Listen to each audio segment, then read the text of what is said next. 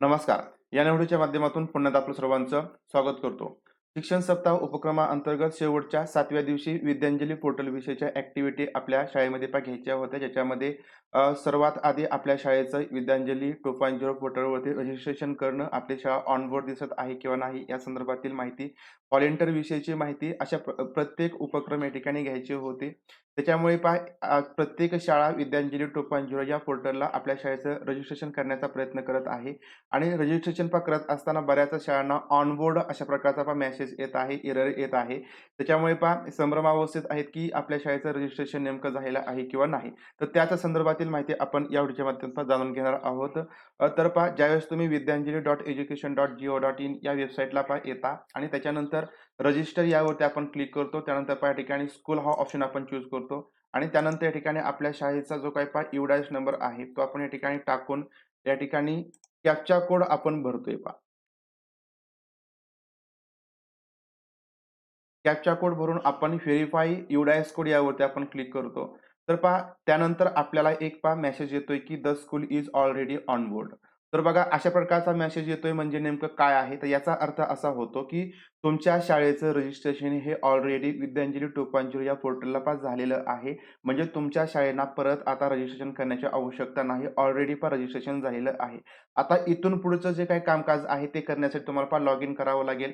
पण log in करण्यासाठी तुम्ही लॉग इन या पेजवरती जायचं आहे, टॅबवरती जायचं आहे. त्यानंतर स्कूल हा ऑप्शन आहे त्याच्यावरती आपण क्लिक करायचं आहे. त्यावरती आपण क्लिक केलं या ठिकाणी तुमच्या शाळेचं लॉग इन तुम्हाला करायचं आहे. आता या ठिकाणी जर तुमच्याकडे पासवर्ड नसेल तर या ठिकाणी तुम्ही लॉग इन विथ OTP हा ऑप्शन या ठिकाणी चूज करू शकता. त्यासाठी लॉग इन विथ OTP यावरती क्लिक करायचं आहे. यावरती आपण क्लिक केलं की तुमच्या शाळेचा UDAS नंबर टाका आणि सेंड OTP यावरती क्लिक करा. तुमच्या स्कूल लॉग इनला जो काही मोबाईल नंबर अटॅच असेल, लिंक असेल त्यावरती OTP जाईल. तो OTP टाकून या ठिकाणी तुम्ही लॉग इन करू शकता. आता या ठिकाणी जर मुख्याध्यापक बदललेले असतील तर तुम्ही त्यांना विचारू शकता किंवा या ठिकाणी अजून त्यांना विचारू शकता आणि त्यानंतर तुम्ही पुढे लॉग इन करू शकता. तर OTP हा मोबाईल नंबर आणि ईमेल आयडी या दोन्हीला पण जातो. त्यामुळे ईमेल आयडी कोणता अटॅच आहे, मोबाईल नंबर कोणता अटॅच आहे ही माहिती तुम्हाला असणं गरजेचं आहे.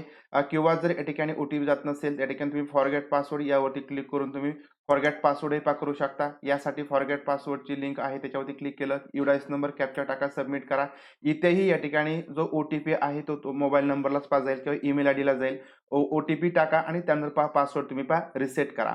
आता या ठिकाणी तुम्ही सगळ्या गोष्टी केल्या, पासवर्ड वगैरे रिसेट केला, लॉग इन केलं की लॉग इन झाल्यानंतर अशा प्रकारे या ठिकाणी तुमच्या शाळेचा डॅशबोर्ड या ठिकाणी ओपन होणार आहे. या ठिकाणी तुमच्या शाळेचं नाव दिसेल, UDAS नंबर दिसेल. या ठिकाणी डॅशबोर्ड ॲक्टिव्हिटी तुम्ही काय केलेल्या असतील त्या ठिकाणी दिसणार आहे. टोटल ॲक्टिव्हिटी कंप्लीटेड पेंडिंग अशा ठिकाणी दिसेल.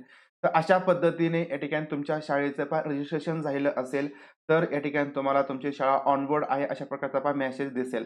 आता या ठिकाणी तुम्हाला लॉग इनच करता येत नसेल तर या ठिकाणी तुमच्या शाळेचं रजिस्ट्रेशन झालेलं आहे किंवा नाही हे पाहण्याचा अजून एक या ठिकाणी ऑप्शन आहे. तो म्हणजे सर्च स्कूल यामध्ये जाऊन आपण ऑन बोर्ड स्कूल यावरती क्लिक करायचं आहे. म्हणजे तुमचं रजिस्ट्रेशन झालं असेल तर या लिस्टमध्ये तुमच्या शाळेचं नाव असेल.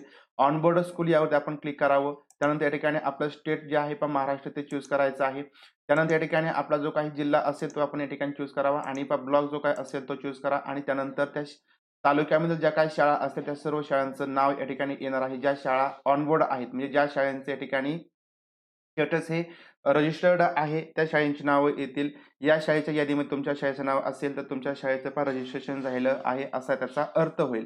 तर अशा पद्धतीने परत या ठिकाणी तुमच्या शाळेचं रजिस्ट्रेशन होणार नाही. एकदा रजिस्ट्रेशन तुम्ही केलं असेल तर परत यावरती आपल्याला कामकाज करायचं आहे आणि ते कामकाज करण्यासाठी आपण या ठिकाणी ॲसेस मटेरियल इक्विपमेंट किंवा ज्या ॲक्टिव्हिटीज आहेत त्याच्यावरती क्लिक करून तुम्हाला पुढच्या ज्या काही ॲक्टिव्हिटी आहेत त्या तुम्ही करू शकता. ॲक्टिव्हिटीजमध्ये आपण क्लिक करून प्लस यावरती आपण क्लिक करायचं.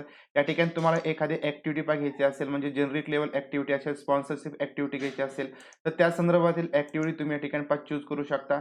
एखाद्या शिक्षकांना तुमच्या शाळेमध्ये मोफत शिकवण्यासाठी बोलवायचं वगैरे असेल, ज्यांनी रजिस्ट्रेशन केलंय व्हॉलंटिअर म्हणून तर तुम्ही त्यांना या ठिकाणी बोलवू शकता आणि त्यांच्या मार्फत या ठिकाणी शाळेमध्ये कामकाज चालवू शकता. तर अशा पद्धतीने या ठिकाणी तुम्ही ज्या सर्व्हिस ॲक्टिव्हिटी रिक्वेस्ट आहे त्या ठिकाणी तुम्ही टाकू शकता. आता या संदर्भातील जो काही डिटेलमध्ये व्हिडिओ आहे तो मी नंतर बनवेल आणि त्यावेळेस तुम्हाला ॲक्टिव्हिटी वगैरे कशा पद्धतीने टाकायच्या, त्यानंतर तुम्हाला जर एखादं मटेरियल वगैरे इक्विपमेंट वगैरे मागवायचं असेल तर ते कशा पद्धतीने मागवायचं, त्या पद्धतीच्या आपला रिक्वेस्ट कशा पद्धतीने बनवायच्या या संदर्भातील व्हिडिओ आपण पुढे पाहूया. परंतु त्याच्या आधी सगळ्यात महत्त्वाचं म्हणजे तुमच्या शाळेचं रजिस्ट्रेशन आहे किंवा नाही. तर हे आपण या व्हिडिओच्या माध्यमातून जाणून घेतलेलं आहे. तर व्हिडिओ तुम्हाला आवडला असेल, माहितीपूर्ण वाटला असेल तर व्हिडिओ लाईक करा, व्हिडिओ शेअर करा. भेटूया अशाच प्रकारच्या नवीन माहितीपूर्ण व्हिडिओच्या माध्यमातून. तोपर्यंत धन्यवाद.